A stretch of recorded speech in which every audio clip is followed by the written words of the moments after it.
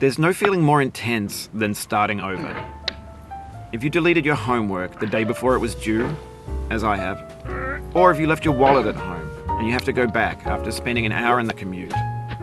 If you won some money at the casino and then put all your winnings on red but it came up black. If you got your best shirt dry cleaned before a wedding and then immediately dropped food on it. If you won an argument with a friend and then later discovered that they just returned to their original view. Starting over is harder than starting up. If you're not ready for that, like if you've already had a bad day, then what you're about to go through might be too much. Feel free to go away and come back. I'll be here. Alright, thanks for coming with me on this trip. I'll understand if you have to take a break at any point. Just find a safe place to stop and quit the game. And don't worry, I'll save your progress, always, even your mistakes. This game is a homage to a free game that came out in 2002, titled Sexy Hiking. The author of that game was Jazzuo, a mysterious Czech designer who was known at the time as the father of B games. And B games are rough assemblages of found objects. Designers slap them together very quickly and freely, and they're often too rough and unfriendly to gain much of a following. They're built more for the joy of building them than as polished products. In a certain way, Sexy Hiking is the perfect embodiment of a B game.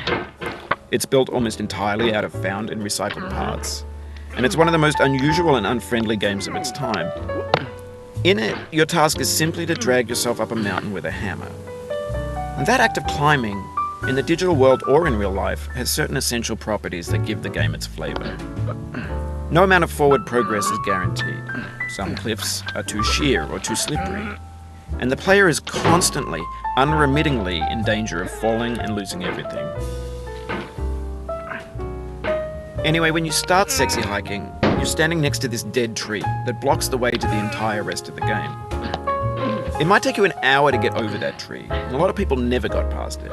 You prod and you poke at it, exploring the limits of your reach and your strength, trying to find a way up and over. And there's a sense of truth in that lack of compromise. Most obstacles in video game worlds are fake. You can be completely confident in your ability to get through them once you have the correct method or the correct equipment or just by spending enough time. In that sense, every pixelated obstacle in Sexy Hiking is real.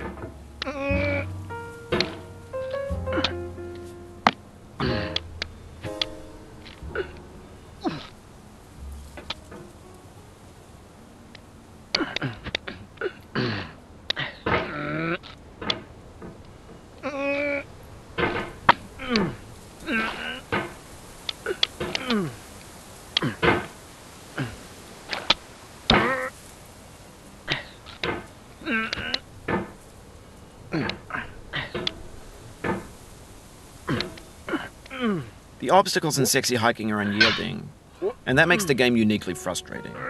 But I'm not sure Jazzuo intended to make a frustrating game.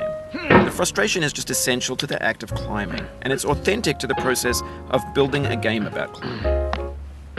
A funny thing happened to me as I was building this mountain. I'd have an idea for a new obstacle, and I'd build it, test it, and it would usually turn out to be unreasonably hard.